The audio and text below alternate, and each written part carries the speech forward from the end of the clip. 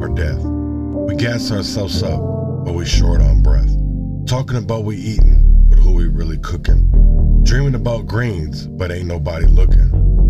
No land, no acres, no seeds in the ground. When the hunger hits, who's gonna be around? We starving every day, and it just ain't the food. Feeding the hood garbage, got 'em acting a fool. We flossing with rides, stunting with chains, but these bars we spitting just bring more pain. We guilty as hell, preaching all these lies, selling debt to the kids, and we acting surprised. We commercialize the pain, broadcast the grief, tell the youth to hustle, but hide the beef.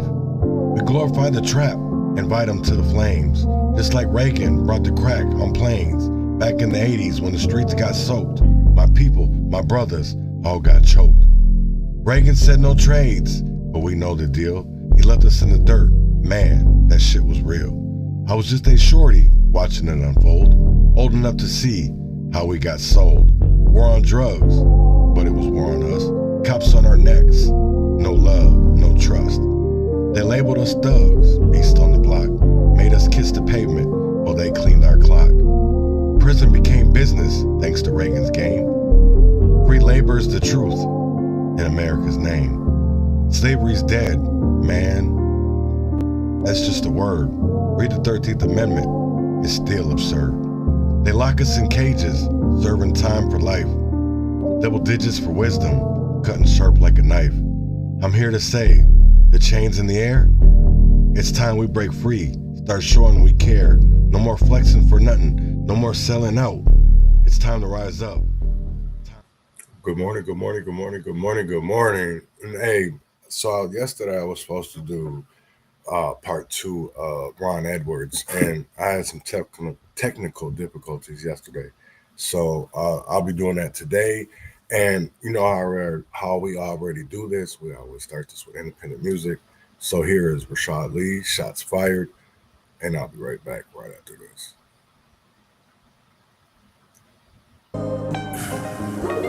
Let me put my blunt down for a second. Gotta holler at y'all. Real. I heard they was shooting, aiming at my back. The best of my city, I leave it at that. Counted me out, said they ain't feeling me. Knew I was coming and covered their tracks. Nigga, I'm throw, yeah, buddy, I'm different. If these niggas solid, then something is missing. Told them I bleed for this shit. People, they needing this shit. I'm hoping they listen. Why niggas laughed at me, now these niggas, they mad at me. I don't know how to take it. Don't mean to brag, really, but I'm packing my bag, silly. I don't know how to fake it. Gotta be built for this shit. Felt the pain, hope they see the passion. Better know I ain't never gonna quit. Shots fired, right in my back and I'm still alive. Been overworking and no surprise. If to take it to war, no, I'm gonna ride. Man, I had to get over my selfish pride. Lost some partners, I'm hoping they doing better. You don't gotta like me, but can't make me hate you. I ain't even tripping, just do you whatever. Do the most, they ain't moving too clever. I done see niggas get whacked by a bitch. Count my blessing, guess I'm paid in full. Never trust a nigga, I ain't going like Mitch. Been getting busy, won't stop till I'm rich. Just keep it moving, that shit in the past. I can't hold resentment, my nigga, but ain't no contentment, my nigga. That shit is surpassed. High school, we was chilling in class. Now I don't know you, you feel like I'm different. Ain't never changed up, I just ain't on the same stuff. Make you niggas be tripping. Envy and jealousy, hoping I'm slipping. I'ma be honest with you for a minute. These niggas don't like me, wanna see me finish. I'm back in my bag, push it to the limit. My nigga, let's go. Aiming at my back, the best of my city, I leave it at that. Counted me out, said they ain't feeling me. Knew I was coming and covered their tracks. Nigga, I'm throw, yeah, buddy, I'm different. If these niggas solid, then something is missing. Told them I bleed for this shit. People, they needing this shit. I'm hoping they listen. Why niggas laughed at me, now these niggas, they mad at me. I don't know how to take it. Don't mean to brag, really, but I'm packing my bag, silly. I don't know how to fake it. Gotta be built for this shit. Felt the pain, hope they see the passion. Better know I ain't never gonna quit. Nah.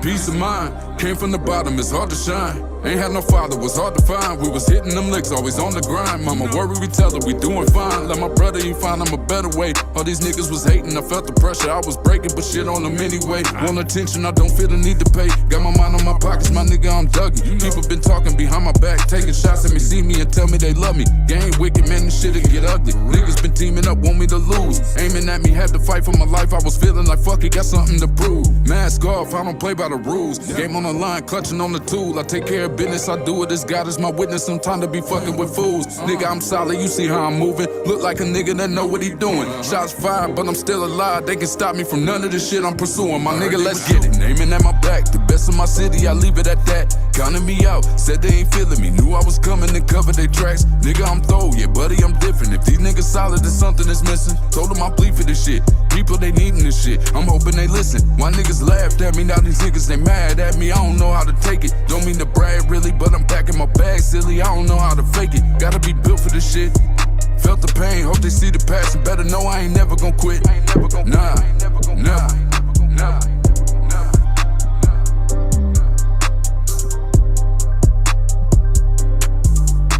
That was Rashad Lee. Shots fired. So before I get into, the whole Ron Edwards, I want to get into two stories before that. So yesterday, this was KSTP Channel 5, and they had it where a story about how they're investigating potential fraud in some other programs inside DHS and with Medicaid. So let's get into that real quick. With yet another investigation into potential fraud in Minnesota. Republicans on the House committee that investigates allegations of fraud in state government have flagged a Department of Human Services program for a deeper look. Integrated Community Supports, or ICS, is a program that helps more than 1,000 vulnerable people every day. A tipster reached out to our Eric Shalou alleging his ICS provider wasn't always helping him, and he was concerned how the state was being billed. Here is a story you are seeing first on 5. Kane Pence is cautious when he takes a step. I'm physically hurting, but I'm sharp mentally. Pence relies on assistance from the Minnesota Department of Human Services ICS program for daily care and housing needs. And I would say, hey, I need help with these things. Do it yourself. I need help with groceries. Take a lift. Well, I can take a lift, but it's pretty hard when I have my cane in one hand. Last year, Pence alleges his provider wasn't giving him the full care that he was entitled to through ICS. I reached out to the state. Yeah, I called the state. They have a maltreatment line. These letters show Pence filed complaints with DHS back in October and then in May. The DHS Inspector General's office wrote in part, after carefully reviewing all the information you provided and gathering some additional information, your report was referred to the Program Integrity Oversight Division with the Department of Human Services for fraud review. In this August 29th email to 5 Eyewitness News, a DHS spokesperson wrote in part, to protect the integrity of our investigations, we do not disclose active fraud investigations unless the DHS commissioner determines it will not impede the investigation. We cannot confirm if there is an active investigation into American Home Healthcare LLC. At the time, the state did confirm open licensing complaints against the provider. I wanted to make sure that those emails had come through to you, and I wanted to get your side too. Jama Muhammad runs the care provider that was paid tax dollars to help Pence.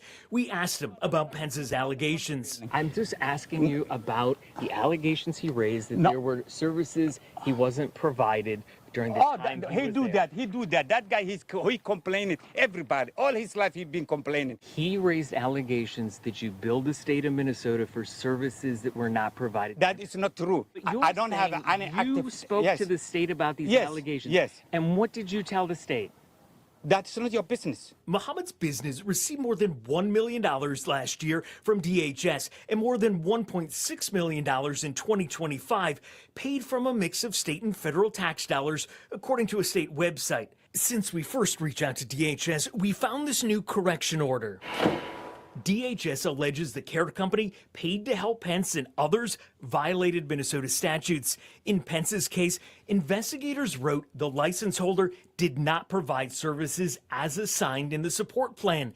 DHS alleges in mid-September of last year, when Pence wasn't at the complex, staff timesheets indicated that staff provided services during this time frame. Investigators wrote there were multiple instances between June 30th of 2024 and October 5th, 2024 that the client did not receive services or was only provided partial help. This is not investigation. We asked Muhammad to explain more.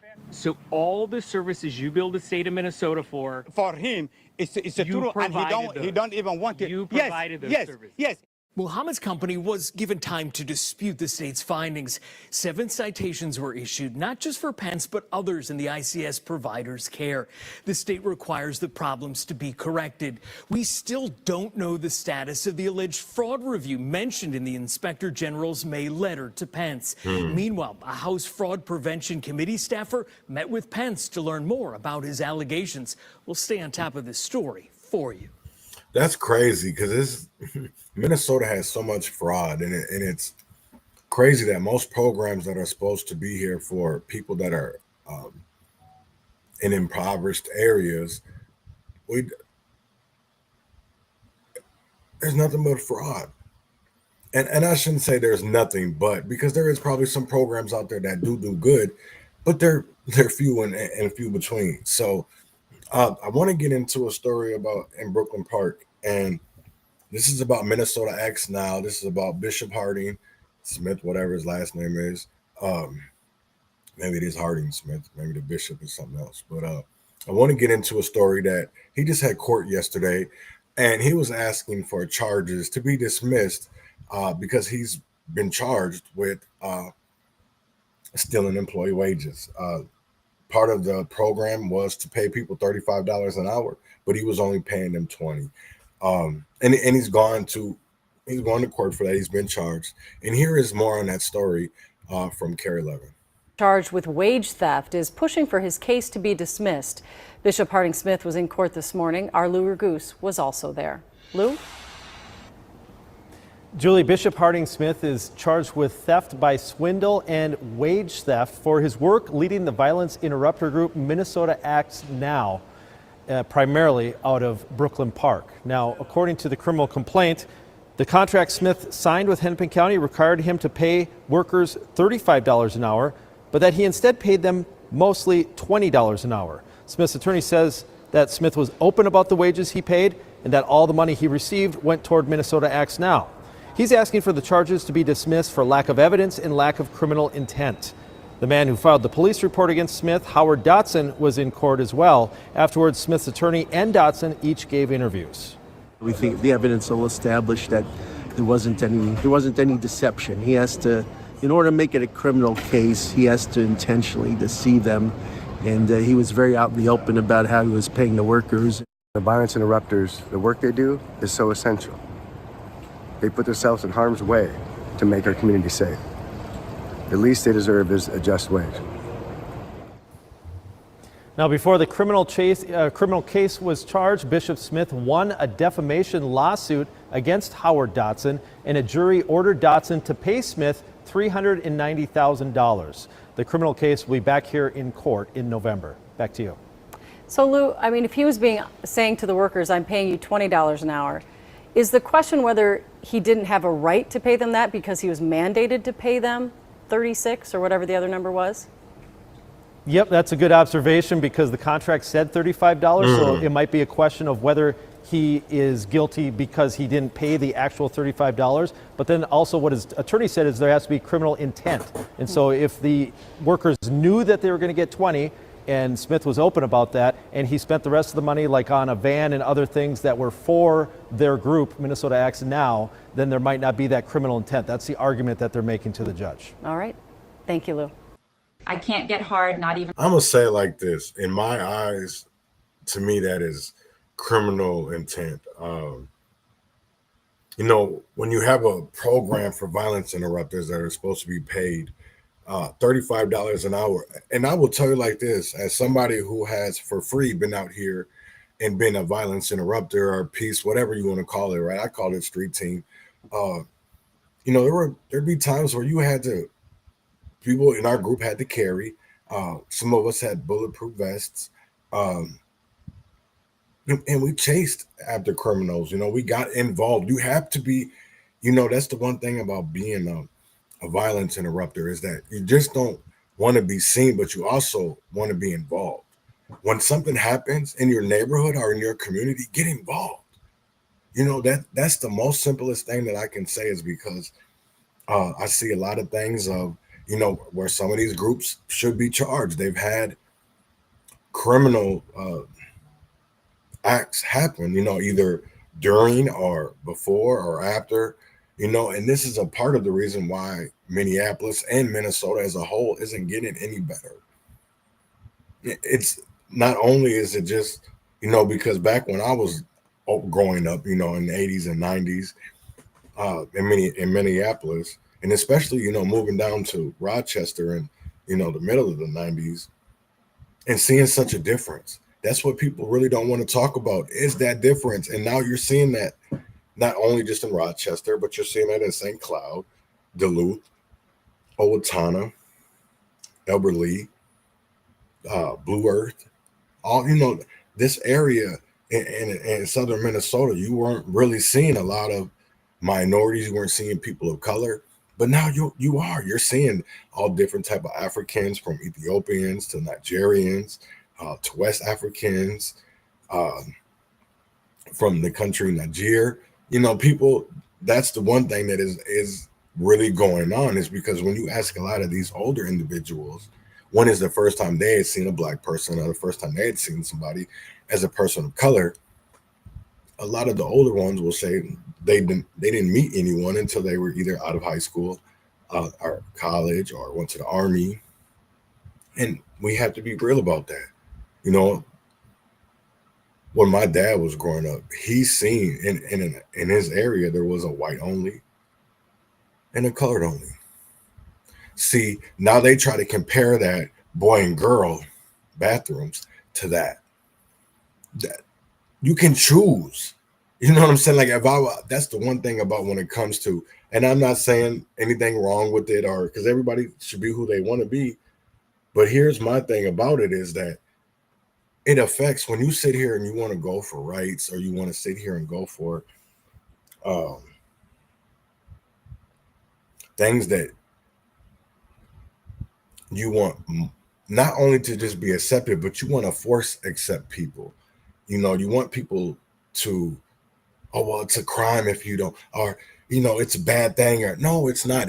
That's the one thing, is like, when you sit here and you go by the 10 Commandments, or you go by, not so much, you read the Bible and you go by, but see, it's not religion to me. It's not Christianity to me. It's what I feel like is a life of morals and values. You have a certain type of morals and you have certain types of values. You're family based.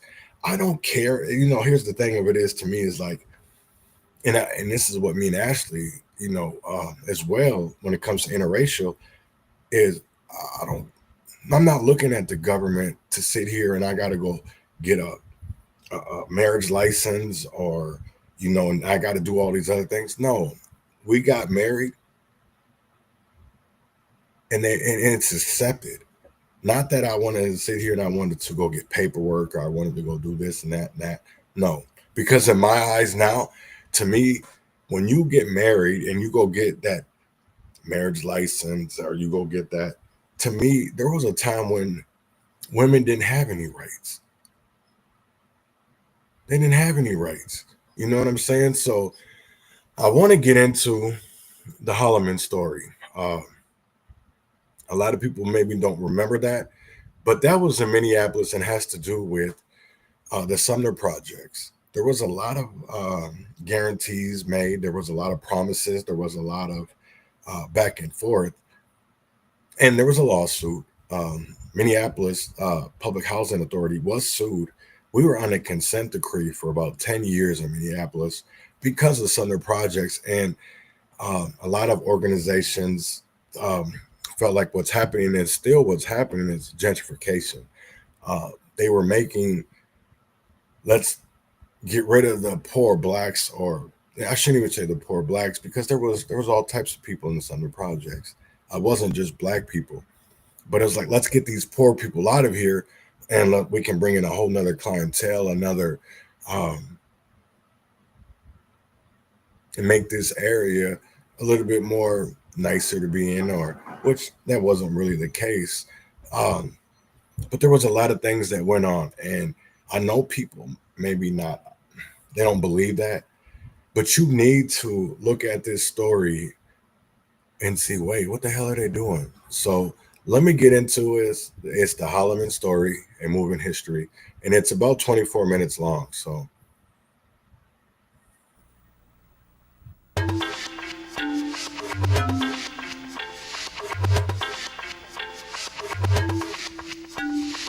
My name is Cora McCorvey, and I'm the Executive Director of the Minneapolis Public Housing Authority. On Cora McCorvey's watch, a landmark lawsuit upended conventional thinking and changed people's circumstances. It was called Hollman, and it forged unlikely allies, unprecedented policy, and outcomes that are still uncertain. I've watched this transformation, and I can tell you some days it's emotional for me to see what we have all done together. Coming home. The projects on the near north side of Minneapolis were built in the 1930s to provide housing and jobs for poor people. But in the 1950s and 60s, politicians piled more public housing into beleaguered neighborhoods, and the New Deal dream turned ugly. Lucy Hollman, our lead plaintiff, originally came to us because she had, it was just solid dirt outside in her backyard, outside her door, and so when it was wet, it was a complete cesspool, and when it was dry, it was just hard-baked dirt. The North Side projects had been built on a swamp. They'd become segregated. There was no money to maintain them. Made me mad. What was it like living in there? In the projects, I had a see-through phone. When you would talk on this phone, you would see the roaches walking around in my phone like they lived there. Well, they did live there, I guess, you know. So I had to tape them up in there so they wouldn't crawl in my ears. And when I first moved over here, oh man, you couldn't hardly sleep at night. You could hear a lot of shooting, police running up and down the streets all night. And we couldn't cross the highway after 5 o'clock to go to the grocery store because you would get either robbed. We would go in the house at 5 o'clock at sundown because we didn't want to have to put up with gunfire.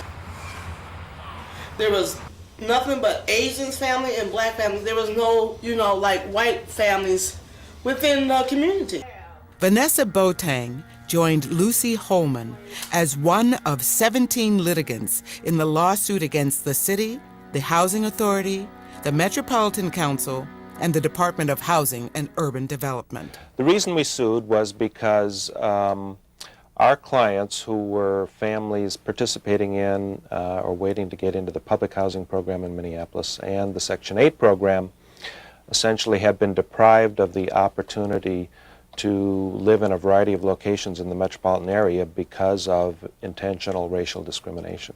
The Minneapolis lawsuit was called Hollman versus Cisneros, but similar lawsuits were filed in cities across the country. There are also a lot of complaints about living conditions, very high rates of crime. Parents who were really afraid for their kids wouldn't let them play outside, were concerned that their kids were running with gangs, felt like there was a stigma attached to living in the project, made it very difficult to go and look for jobs, that their kids didn't see any role models in terms of adults working.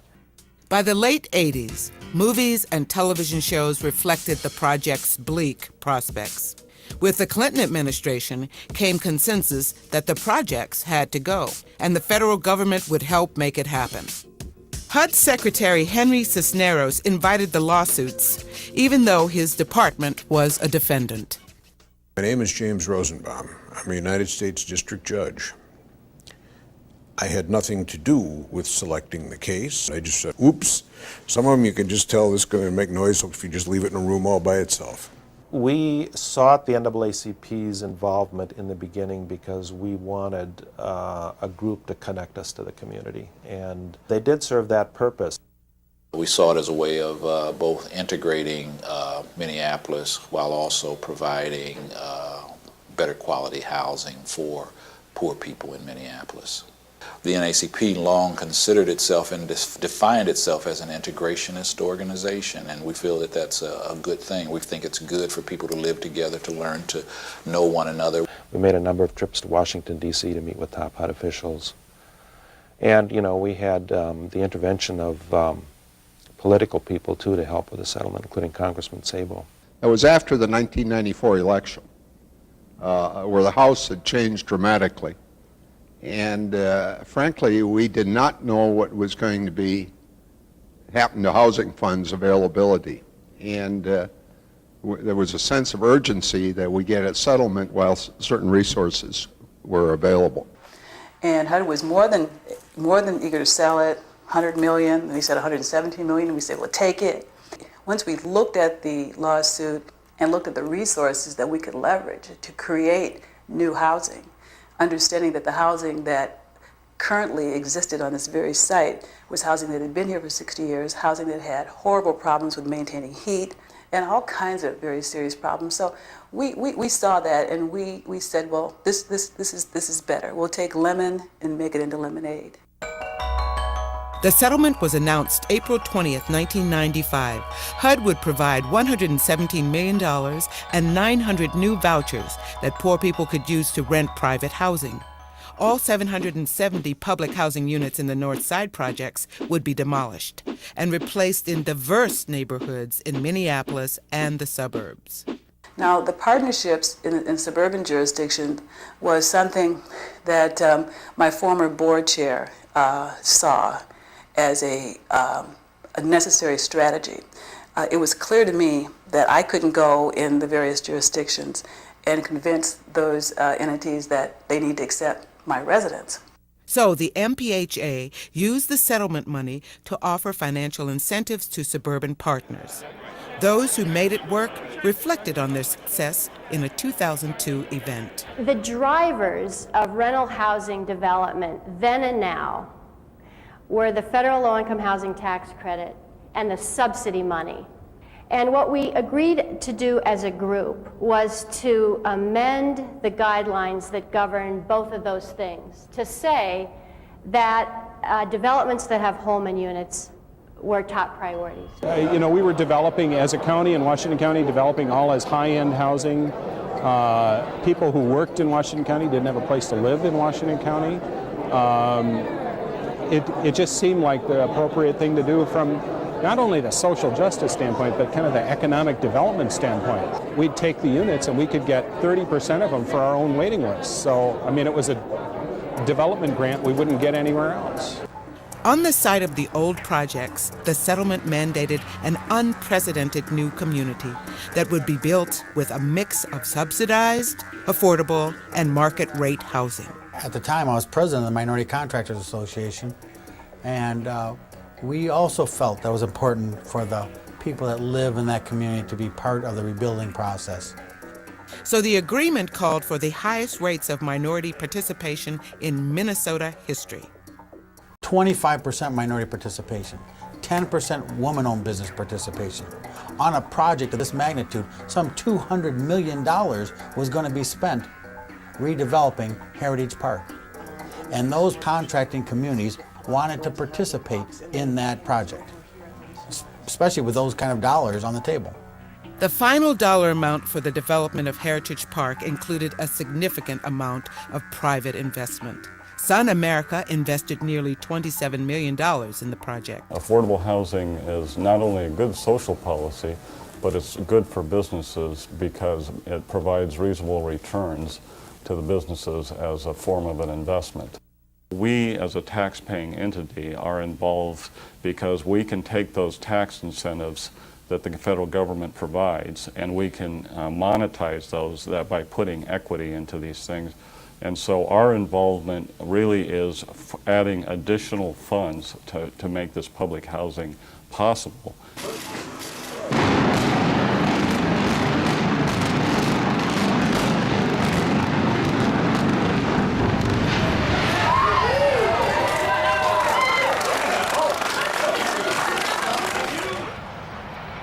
I couldn't believe my eyes that it was so fast. That, 60 years of a community could be, raised in just days. We're just like, whoa. By the late 90s, while Sumner Field was razed and plans for the new development took shape, families who used to live in the projects moved to diverse communities. These so-called scattered site homes were indistinguishable from their neighbors. On the north side, Vanessa Boateng shared one with her 2 children. Why you take the slaves off the tree? These were killed. That's why I put them on there. And Ali Warsami moved to the south side with his wife and 9 children. How's this new house? Tell us about it. What does it have? In fact, it has a good space. You see the neighborhood also, it's fine. We're very happy with it. Wa Vang and his family were among the first to choose home ownership. In Anoka County, 40 miles north of the city. People over here treat us like we're different, but then I feel like I want to stay here because I have like more friends than I did first day of school I moved here. And I just feel that this is a good place for us to live.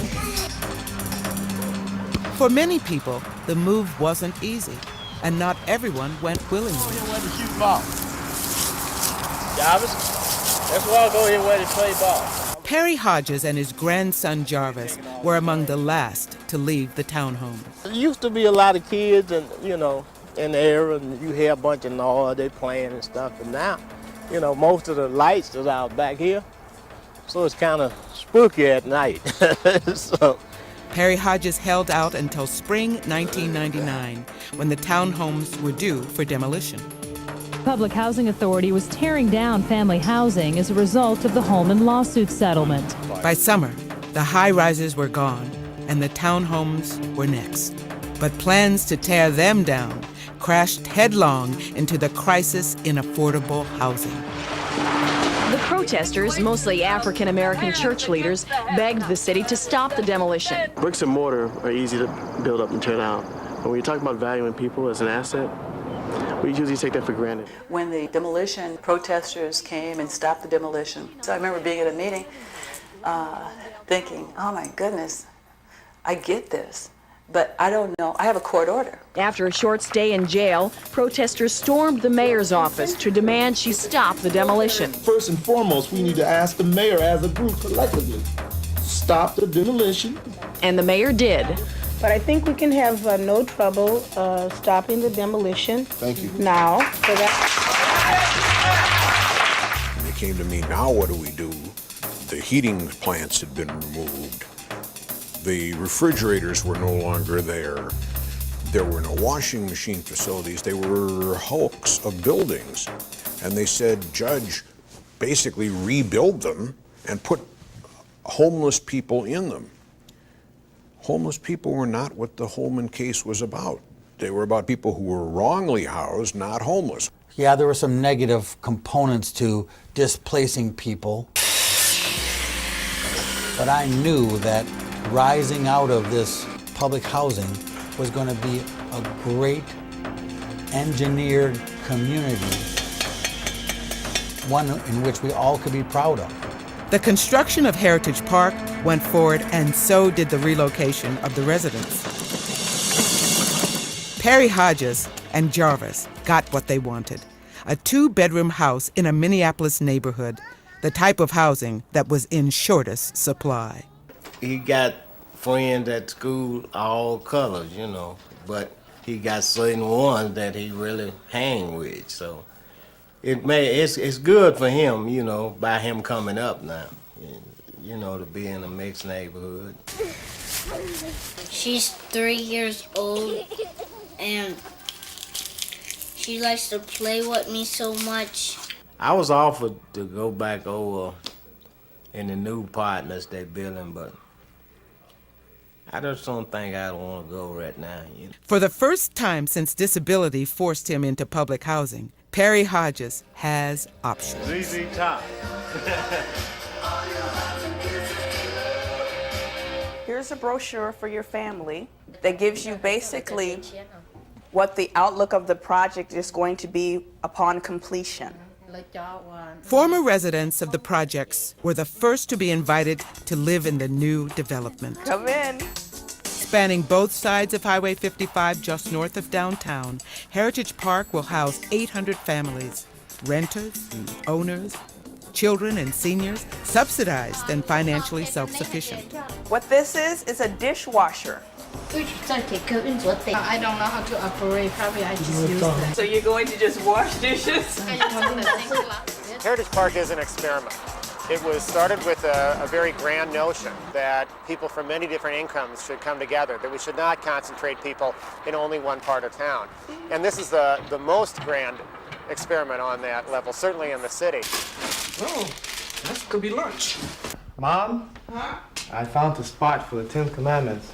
I believe I'm going to put it right here. Residents told me that they never thought in a million years that they'd be, able to return to things like no squeaky floors and because the mud room and blinds in the windows and dishwashers and, kind of spacious bedrooms, lots of closets, storage spaces. The neatest thing is the washer and dryer. It's upstairs and it's completely quiet, and also they provide the house with it. That's something I've never seen done before. I remember at one of the meetings that the families, some of the returning families were at, that they knew that they were going to be getting washer and dryers, and because it was something that I absolutely insisted on. And the residents said they were so happy that there was a woman that was in charge of this, that understood how difficult it is, in the winter, in the cold, and you got 6 kids dragging your dirty clothes to a laundromat. I get that, and that's very powerful. It's not a joy to be on public housing. Oh, they only pay 1/3 of their income, but we would love to work and get a good paying job, but it's just not like that. It's not easy like that. Sonia and Clifford Watley are among those living the suburban life, thanks to Hollman. But if they could find housing in Minneapolis, they would. That's where we grew up, and that's where our family is, and it takes a village, really to raise a child. I still instill those values in me, and it was just comfortable around there. That's where I'm comfortable, so I think they would have been more comfortable there too.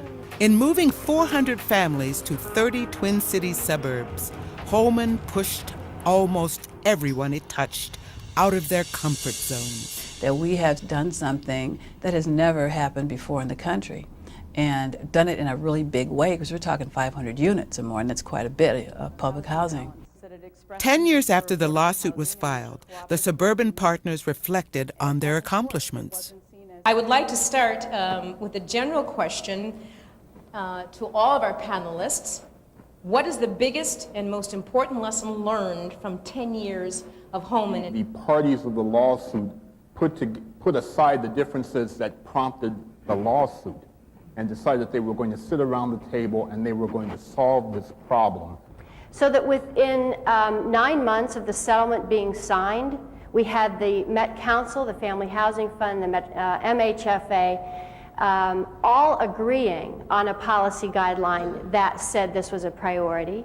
And about a year after the settlement was signed, that resulted in the first 3 developments in suburbs getting commitments of funding. And one of the main things that made this possible was changing the rhetoric. Talking about the real need for housing choices in our communities for all incomes and all age levels, and also talking about the real need for workforce housing. At the anniversary celebration, Monifa Owens was Hollman's poster child. Graduate from there and transfer to Metro, get my bachelor's degree in social work, minor in psychology, and then I'm going to go on to get my doctorate in psychology. That's my long-term goal, to be a doctor of psychology. I live in a beautiful townhome. It's in a wonderful community. My rent is only 30% of my income, so now I was able to quit the job that I didn't like and return to school. 3 years after the event, Monifa Owens still lived in Washington County, still went to school and worked, and still paid just 30% of her income for housing. She was grateful for what Hollman made possible, but she'd learned to adjust her expectations. Her new goal was to become a nurse and to help her children through their suburban experience. It's terrible when your 4-year-old daughter comes home and tells you, my friend won't talk to me, Ma, because I'm black. How do you deal with that? It was harder still for her older kids, whose schools were less than 5% African American. Do you think that some people who go to Park or where you went to middle school are getting over their racism because they're realizing that, you're somebody and you're not just a stereotype?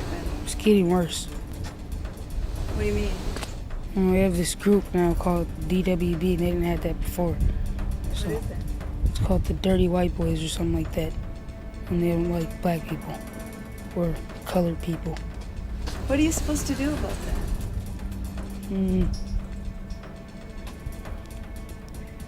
What does the principal say when you talk to him or her? They say they call the kid's mom, and then they call my mom, and they both come in at the same time and talk. Is that helpful? Yeah, sometimes. So, if you could choose where to live, what would you choose? I don't know, back in the city.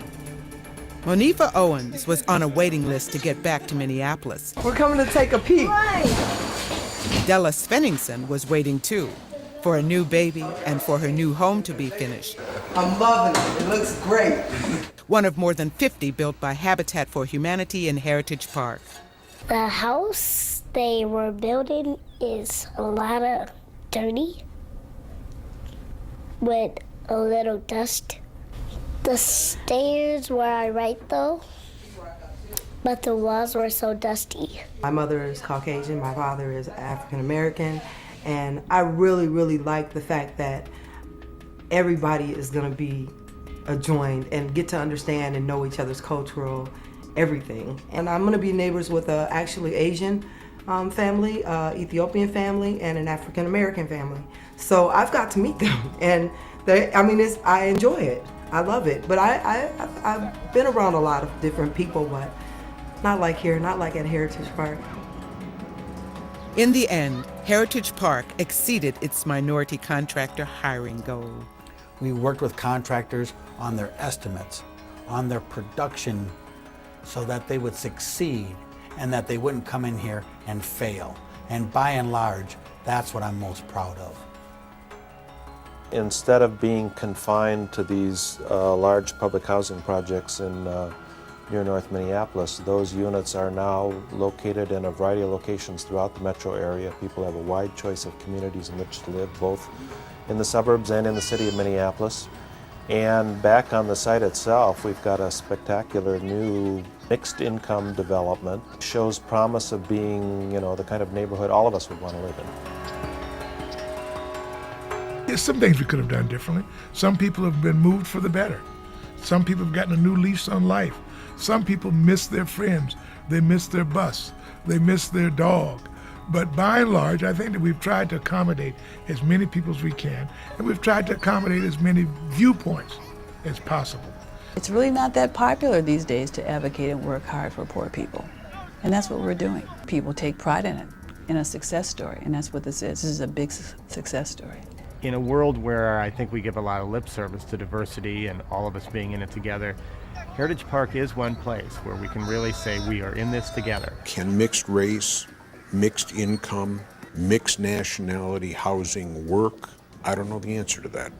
Is the housing so desirable that it will inevitably drive up the prices of those units in a fashion that will make it impossible to maintain the mix? I don't know the answer to that.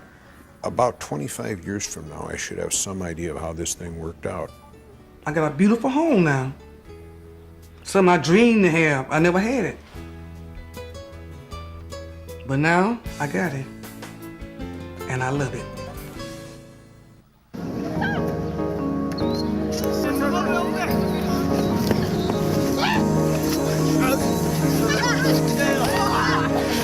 Damn. That was, to me, I think that was a good story, and it gave a true side of actually what was kind of happening. And I want to show you, here is a pamphlet about the Hollman Project, the lawsuit. And basically to talk about, the issues we had. A lot of people, a lot of people were moved out to, other areas, but if you look over where the Sumner Projects was, and you look at Heritage Park, it isn't what a lot of people imagined it would be in my eyes. I don't really think there's a lot of mixed, it's not mixed really. I don't really feel like it is. I think there is some people that live in certain parts in that area, and then there is certain parts that are actually really nice, but still just in a bad area. And now if you even look into when we went in, like out to Rochester or, Burnsville or, other places like that, a lot of stuff was really starting to show. So Ron Edwards, he did have a chapter in his book, The Minneapolis Story, about housing and the 7 solutions.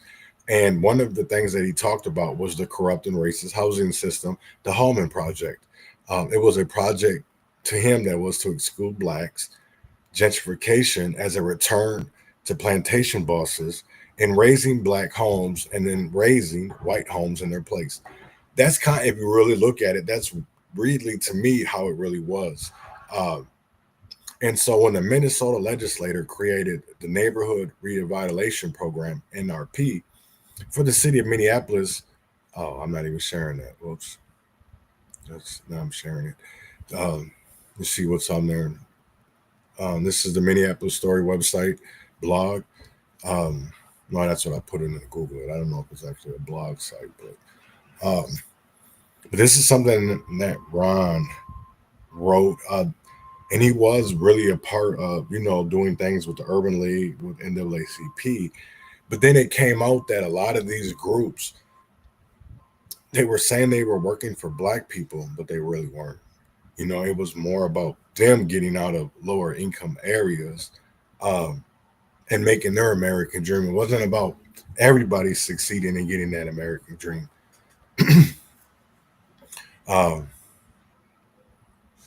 In 1990, the goal was to provide an economic development tool that would democratize decision-making at the grassroots level and concentrate on the needs of lower income residents. The evidence compiled by the Tenant Issues Working Group, a coalition of 8 tenant rights groups within the city, demonstrates that resources for the $20 million program were disproportionately spent on white homeowners. Using data collected by independent evaluators commissioned by the NRP, the tenant groups found from 1993 to 2000, 88% of those receiving grants and loans from the program were white, even as the white population in the city was declining from 78% to 65%. Brent Robeson, The White Flight, he wrote an article in the City Pages. That website isn't up. I don't even think that's, if you hit it, let me see if you hit it, what it goes to. I bet you it goes in the ad. I was like, oh, wait. Yes, it does. Erase publication on October 29th, 2020. Yeah. So newspapers.com, or you can go to the library, the Historical Society. Then there's other things you can go to. But that's basically City Pages. It has shut down. And I really feel like a lot of good articles came out of that, a lot of good investigations, a lot of telling people what was actually happening in our area, what was going on. I felt like them and the Minnesota Spokesman Recorder, I think were very good, are still sometimes very good when it comes to the articles, even when it comes to the Star Tribune. Even though it's more like you may feel like there's these things may not bother you or they might not affect you, but they really do. In some point in time, it will. Just like, I seen let me see if I can find that tweet. I don't know why I still call it Twitter, but there was, I think it was Mary Franson's daughter was attacked coming out of work. I'm not sure. I don't think it was the cities though. I think it was in a suburbs or more of a white type of being. Let me see if I can find it.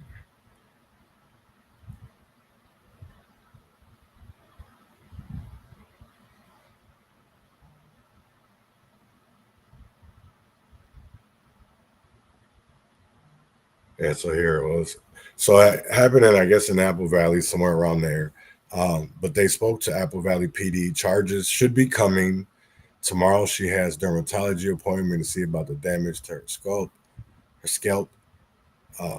Yeah, and I mean, it was bad. I think here was a picture of the hair that was was taken, stolen. I don't know what to call it. That's bad. And I don't know the whole situation. I don't know the whole predicament. I will just say it like this. But you could tell by reading the comments that a lot of people they can't believe this type of things happen in suburban areas or areas that are predominantly white. Come on now. You guys got to wake up. We got to understand that things have gone on that maybe when we weren't paying attention or when we were kids were put into effect. And there's we can stop it if we form together and fight and be in one accord. But there's a lot of people out there that don't like the truth. They don't like they don't like one thing that they don't like is the truth. And that really bothers me. And like, how are we going to get any type of unity if everybody just doesn't want to tell the truth, or they don't want transparency, or and that's one thing that I do feel like is when it comes to our politics, and even when it comes to our education system, even our judicial, a lot of people don't, if they feel like it should be one way until you get involved, and then you realize it wasn't that way at all. And I see that happening, in Wabasha or in Red Wing, Minnesota, Pine Island. You are seeing people that normally stuff wouldn't happen or they never thought would happen is happening, from people around them, from their houses getting broken into, or their cars. There's been robberies at businesses. This is something that regularly didn't go on. People were able to leave their doors unlocked, no matter if it was their house, no matter if it was their car. We don't live like that no more in rural America. There isn't no more, I'm going to trust my neighbors, or I'm going to trust, the people around me, because it's a dog-eat-dog world. Everybody is looking to get over on somebody. That's the one thing that people really don't want to discuss, is why are we like that?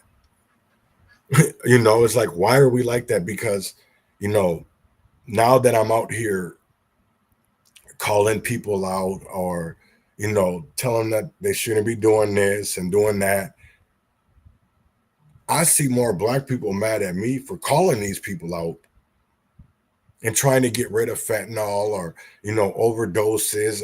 And the crazy thing about it, I go at the police too, because a lot of it, they've used these people as confidential informants, or, possibly weigh other things. And you have people out here that are not saying that they're innocent, but there's a lot of people that shouldn't be in prison. And there is a lot of innocent people in jail. There's a lot of people innocent in prison too, as well. So I really do feel like people need to wake up and understand it doesn't matter if you live in Hibbing, Minnesota. It doesn't matter if you're living in Crookston or Jackson, because basically it's the same thing as kind of living like in Minneapolis. Sooner or later it will be, because when you go to one area, and just like how in North Minneapolis they want to go through there with the train, what do you think that's going to do to North Minneapolis? The same thing that it did with Heritage Park, the same thing it did with the Hollman Project. On paper, it looks good for Blacks. It looks good for poor communities. But no, what really happens, the same thing with Feeding Our Future. The same thing with these autism centers, the same thing with Medicaid fraud. All these on paper are supposed to look good. But now when you look at these programs off paper, there's a lot of fraud. There's a lot of waste. And it doesn't matter if it's a Black church from North Minneapolis. There's a lot of shit that there's so many people involved. They all think it's okay because they're involved in it. They don't see the wrongs that they're doing, because when they look around them, everybody does it. That's all you see in the newspapers. That's all you see in the media. And I know there's supposed to be some kind of big ass meeting today about gun control between Walls and I think Harry Niska and Lisa DeMuth, and I think Mark Johnson, and then of course the DFLers or whatever, their caucus or whatever leaders. So I mean, to me, it's like, why now? They want to do gun control. It's the same thing with, but George Floyd is the same thing, that every time a black man is killed, we want to talk about the issues that we face, but we don't want to talk about it head on. We always blur about it, or we lie, or we give a narrative. It's never the truth. So we're not actually fixing a situation. We're making it worse. We're making it worse. And that's one thing that I will never, never, never understand, is how, what's crazy to me is I think about this a lot and often. Growing up, I seen a lot of people that I didn't see doctors, I didn't see a lot of teachers, not people in my neighborhoods. There's people that probably went to work or whatever, but the people that I remember, I only seen my mom working. I didn't see people around my family like that were working 9 to 5s, because I always seen my mom at work. So I wasn't the type of person, especially, and my dad left when I was 3. So I'm not saying that that's part of the problem. It is part of the problem, is that there's not enough black dads in the neighborhood, in the houses. There's not, because we have all these programs to make sure that the black father isn't in the home. We have the school to prison pipeline, we have Section 8, we have food stamps, we have all these other things that make sure that if the woman wants help, to make sure you can't be with the man, you can't be with the father. That's one thing that people do not want to talk about. They don't want to discuss, because that's what really is going on. The same thing, even in Chicago, I see so many black people outside of Chicago saying that they don't want National Guard, or they're get gang members. I put it like this: if anybody thinks, I'm not saying that we couldn't beat the National Guard or the Army or anything like that. I'm saying these people are trained for this type of shit. Just because we go out and listen, this isn't The Wire, this isn't Oz, this isn't, and I'm talking about the show Oz that was on HBO back in the day. I'm not talking about, this isn't The Shield, this isn't Chicago PD, this isn't SVU, this is real life. It's not no TV show. This isn't no Call of Duty. This isn't no GTA. This isn't no Fortnite. No matter what people were doing during the uprisings of George Floyd, or even, Dante Wright, or so many others. It didn't matter if police were out here killing black men. It didn't matter if police were out here doing anything to black people, because I'll tell you right now, it hasn't gotten better, because we always avoid the tough conversations. Anytime that we have a tough conversation, you know what people do? They either start name calling, being disrespectful. It's never about, let's talk about the truth. And I don't understand it. Why is it so hard for people to sit here and talk about reality, to talk about real life, not some made up ass shit, not some shit that's possibly is a conspiracy theory, whatever y'all want to call it, but there's evidence of it actually happening. Why can't we have those conversations instead of, oh, you're a Republican or you're a Democrat? And no, let's have a human being, adult to adult conversation. And I will never understand why people can't do that. We're so quick to go on the name calling. You go on to Twitter right now, on X, whatever they want to call it, and you have a conversation. I just did this the other day with the lady running, Alicia Grungen or whatever. Her dad is a senator or representative or whatever, Minnesota.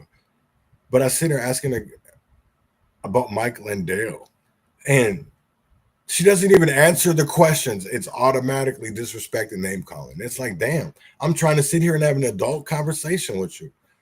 It's not that.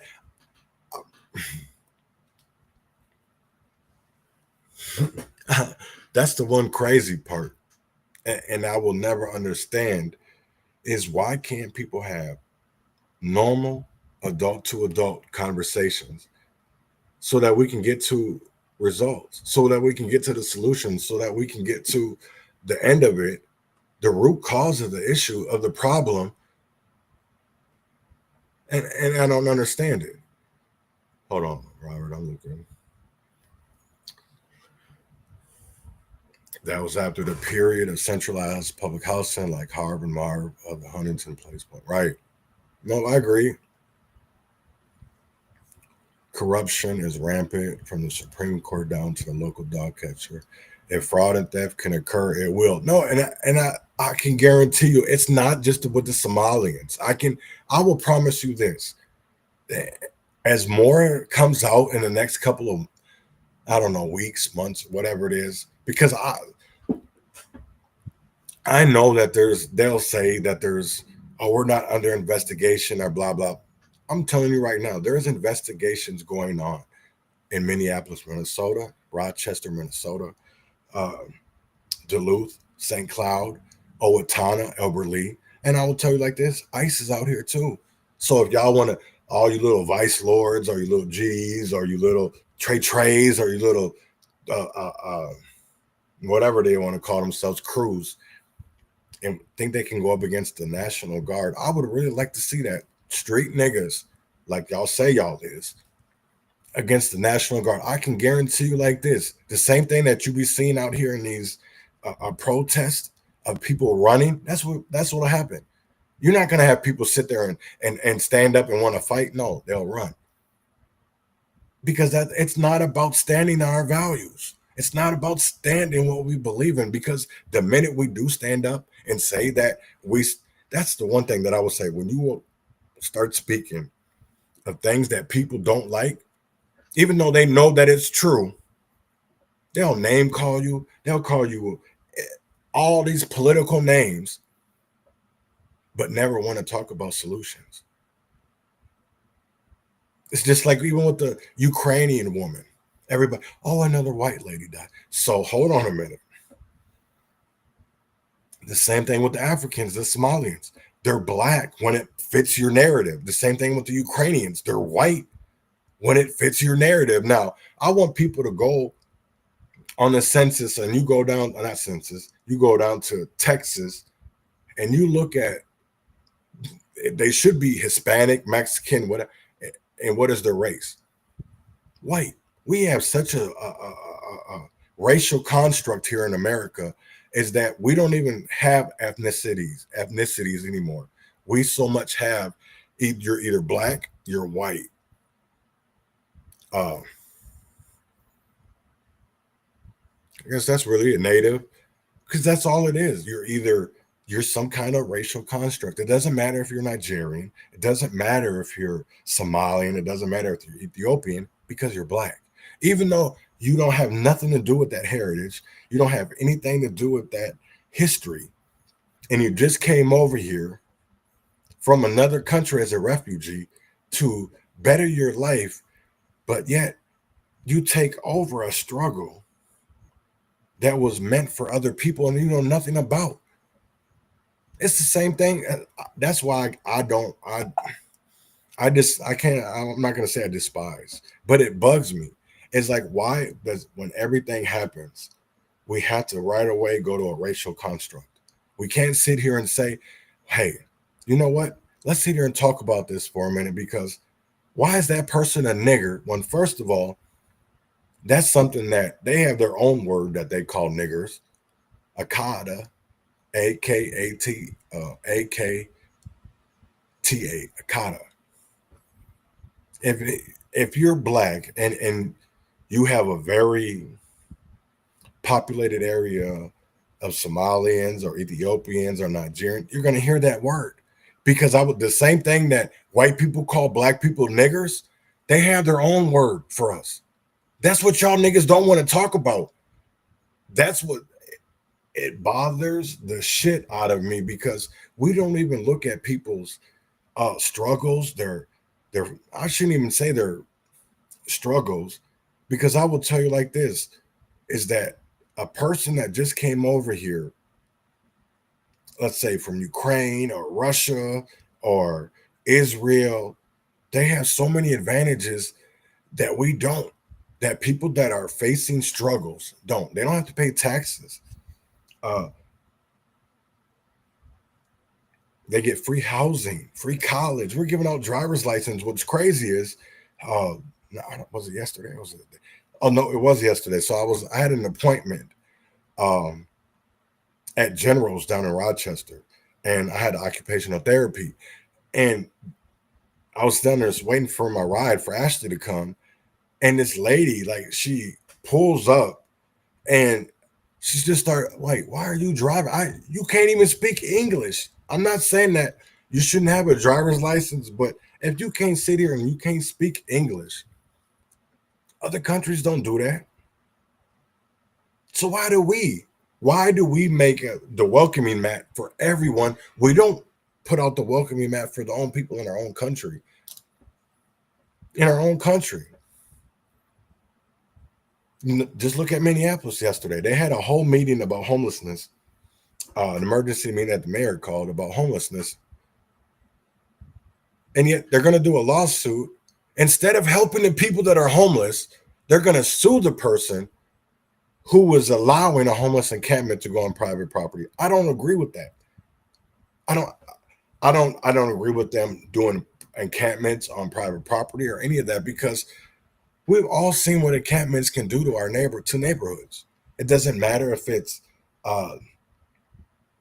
it just makes me sad. It's like we always think that we have such a solution, but some people are not in my backyard, or some people are, oh, I don't like that nigger, but you like that nigger over there. You like that nigga over there. You know what I'm saying? It's like you have nigrophobia. Why can't we just talk about that? Because I don't like all whites, just like how y'all don't like all blacks. I don't like all Asians. I don't like all Mexicans. There is some niggas that have the same skin color as me that I believe that shouldn't be here. There's some people that are locked up behind bars that shouldn't be there either. But yet we have to be outside with these people walking the streets that are killers, that are rapists. But yet we have people that are behind bars that are innocent. I will never understand that. I will never understand that. And just like he was talking about, corruption is rampant. Yes, if you look at it doesn't matter if it's the Supreme Court, it doesn't matter if it's local, it doesn't matter if it's even in our states. There's so much corruption going on that nobody wants to talk about. And then when you do start talking about, they always want to call you something else. Oh, you're a racist. You got homophobic. You're transphobic. No. Why can't the truth be the truth? You know, I put something out a couple weeks ago, a post, and I said, God created Adam and Eve, not Adam and Steve, and not Amanda and Eve. So why are we so comfortable with allowing these in the house of God? And yes, God does love all, but that doesn't mean that God agrees with everything that we do either.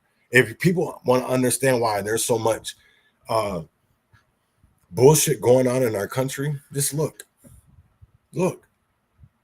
We have men out pretending to be women, and then we say they can get pregnant.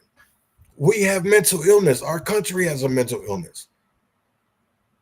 Because I will tell you like this, when I grew up, I don't know what y'all learned in sexual education, but I learned it took a man and a woman to make a baby.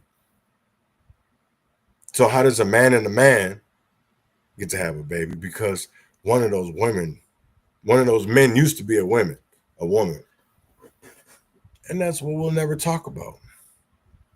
I don't know how many posts or TikToks I've seen that men that used to be women and say, oh, I'm pregnant.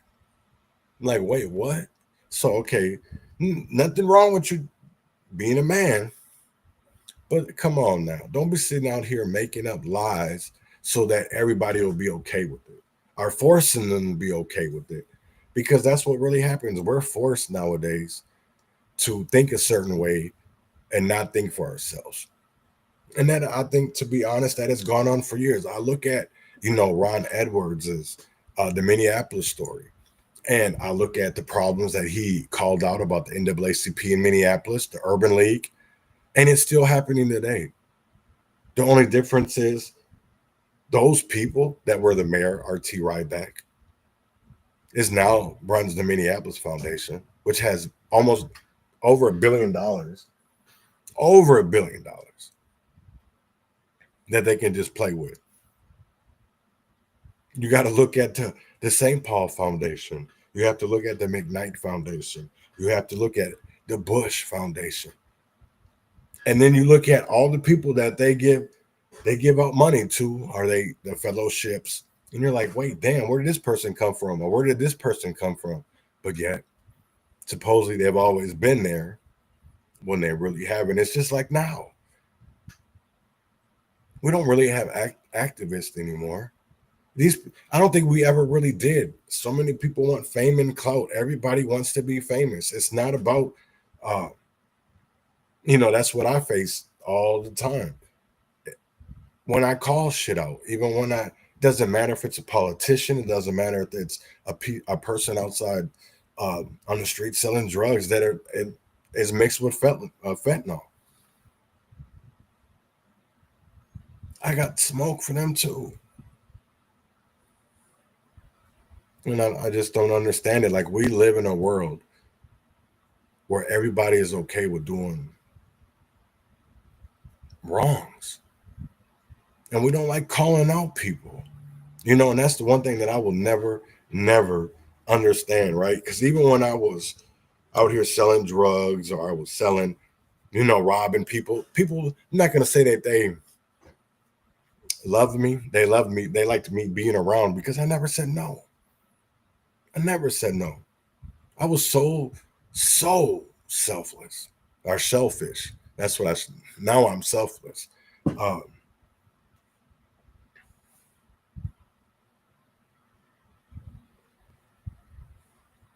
Yeah.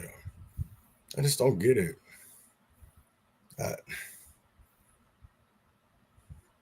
People will come on and say,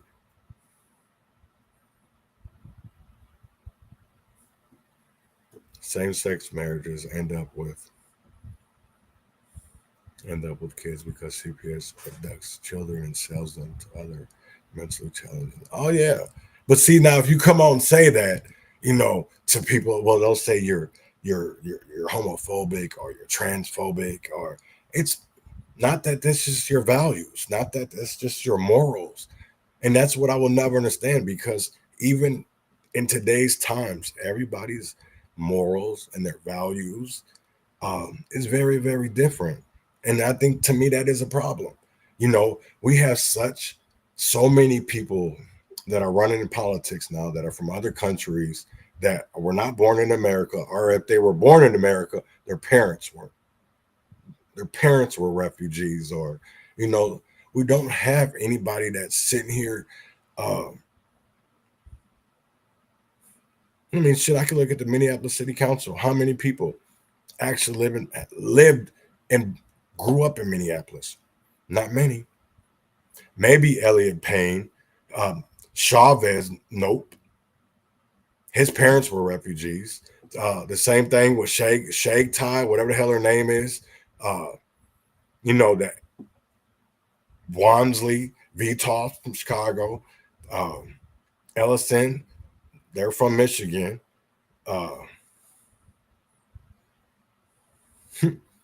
Yeah, I don't think I've named one Minnesotan yet that was born in Minnesota. And that's the problem.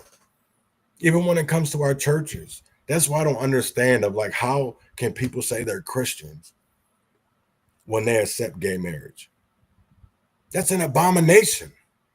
And people are going to be like, oh, you're homo. No, I'm not. I just live my life the right way.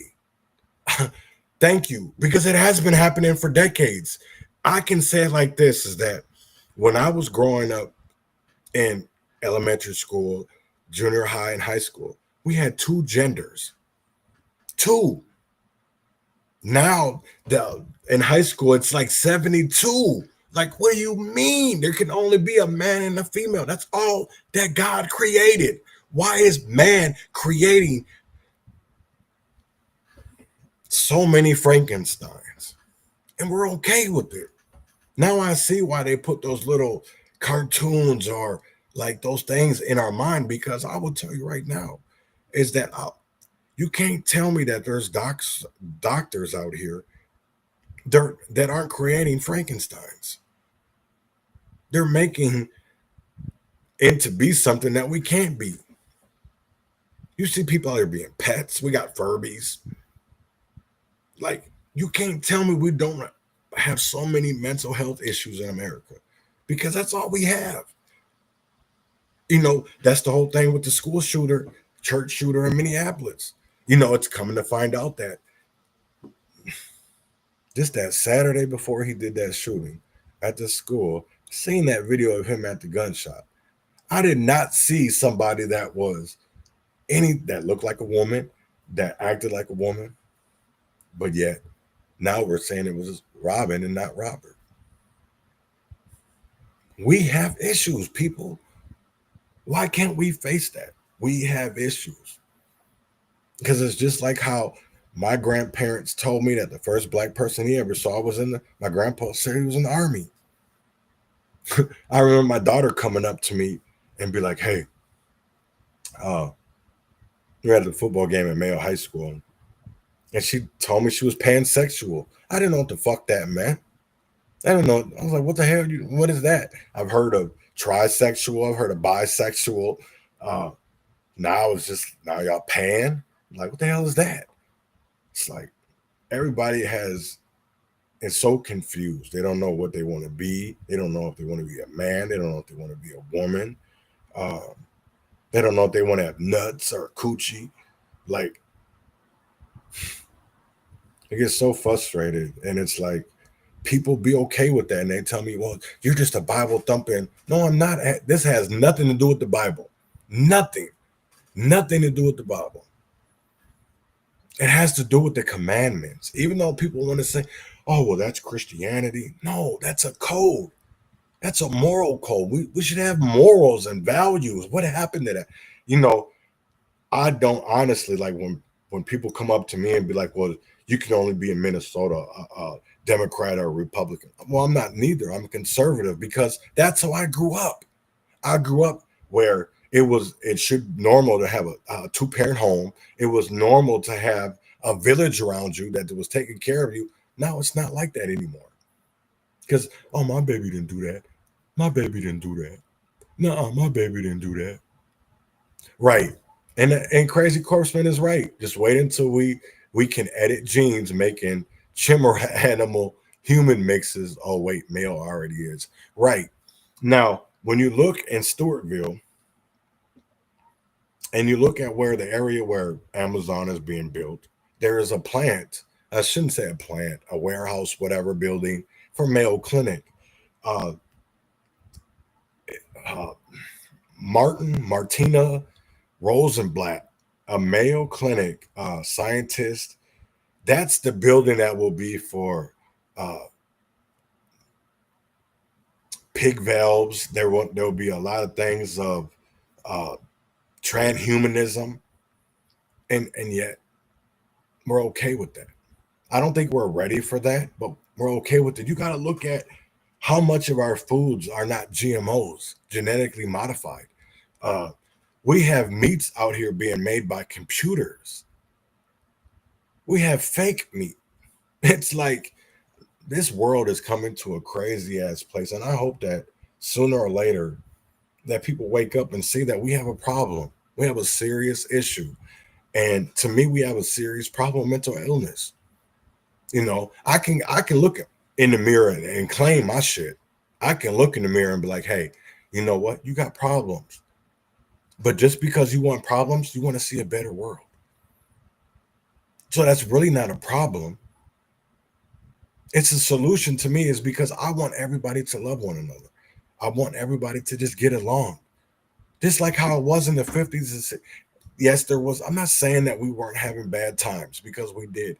But to me, I will tell you like this. Growing up in the late 70s and the 80s and the 90s, of being a toddler to being a kid to being a teenager to being a young adult, I will tell you like this, is that today times are not like that. I went to when I got in trouble at 12 years old, they tried to send me to adult prison, but instead I got juvenile life, which is basically the 21, where you can get out of probation.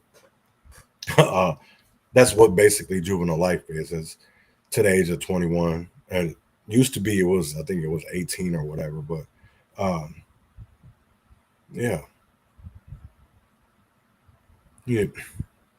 And nowadays there isn't programs like the St. Joseph's Children's Home or the Wilson Center in Faribault, or even the two in Duluth. I can't think of the names right now. Northwoods, and I think that's still there. But the other one, it was a camp.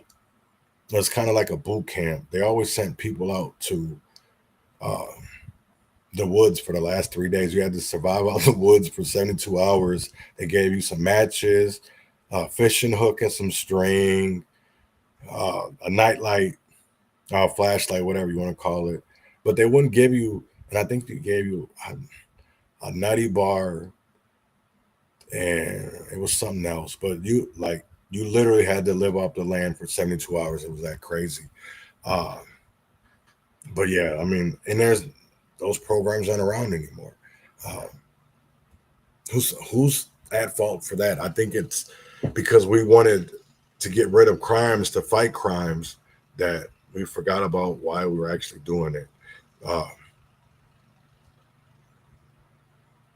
Because even when it comes to this shit with ICE, people are like, oh, well, we need it.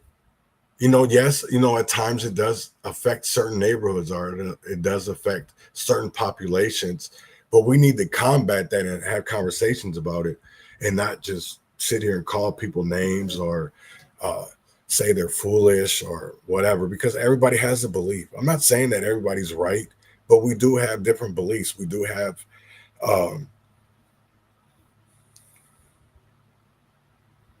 different values. I mean, just because you say you're Christian doesn't mean that you're godlike. It doesn't mean that you're striving to be like God. It means that, to me, you're striving to be a false prophet because you allow gay marriage, or you're okay with teaching our kindergartners and first graders and second graders all about all these different genders when all God created was Adam and Eve. So I'm going to get up out of here. Come back to tomorrow. Definitely will be different. I wouldn't say different, but I'm going to do something that we really need to talk about. And we need to talk about accountability. We need to talk about justice. What does it look like? What does accountability look like? Because I can tell you like this, everybody's definition of accountability is different. It's different. So with that being said, I'm going to get up out of here. Here is Circumstantial Saint Divine Marie and the Urban Conservative of Loyalty. And now we'll be back tomorrow, same time, same place. And see y'all tomorrow at 10 o'clock.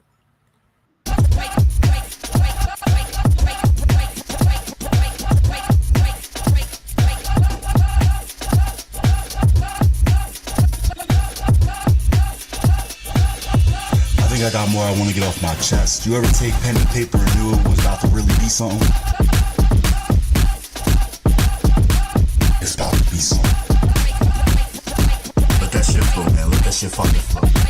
1989. It's about loyalty. Rebrand that loyalty. Not for real, it's all love. Nothing but love in the heart. Or the haters. The ones that like to start. Saint. Still got love for all y'all. All y'all motherfuckers, I still got love for all y'all. So remember my name. The ones still standing against the grain, the corpse, the off, the political puppets and whatnots, the haters, the shakers, the ones that talk shit when they really don't know you, but they really want to know you. Remember the history. The ones standing as lighthouses bearing knowledge in the night. Understand the balance and don't forget the power of your birthright. Remember my name, cause I see, I rearrange, I don't ever say the same. Cause I see, I rearrange, I aim. Cause I see, I rearrange, I arrange, I arrange, I the same. Rearrange, I the same. Rearrange, I the same. Rearrange, I the same. Rearrange, I wanna hold it in, so I let it out. Not ever been here for clout and you can hold your doubt. Leave it out, better yet, come find out. No one even asked, they just cast doubt. Talking shit but don't wanna find out, I got you now. Remember that loyalty when I blow your facts out. We reaching for better, can't drown the wave out. We reaching for better, can't drown the wave out. Loyalty to me has no leaks in between. No need for jealousy, only the real is on my team. Think about that loyalty. The kind that lies in love and love for humanity. The kind that would die for some simple camaraderie. All of the Lloyds and McCains of the world are no longer here to breathe. X and Newton were excellent. We giving them opportunity to pick us off one by one and then say who's next. Misinformation of the press, disinformation of the next. Track star trying to be the clout star, but niggas rack stacks off of hurt mothers' backs. And I'm the broke nigga these bitches wanna attack. Claim I don't right, say I'm wrong and I lie. Fuck your hurt feelings, motherfucker, there ain't no rhyme or die. For the ones who take petty overseas, I got no respect for you and your needs. I don't like to play, but I'll play for keeps. Folks who talk shit and folks can run, but remember, we all got feet. I ain't hunting you. It ain't funny. We all live in life trying to get by and understand the last 10 years and how it went by. Remember the loyalty. Where did it lie? When will folks see the truth in history and come taller than life? Where's your loyalty lie? In your petty battles, in your ego, in your lies? Where's your loyalty lie? In humanity, in God, in your life? Where's your loyalty lie? The stockbrokers, the reality culture.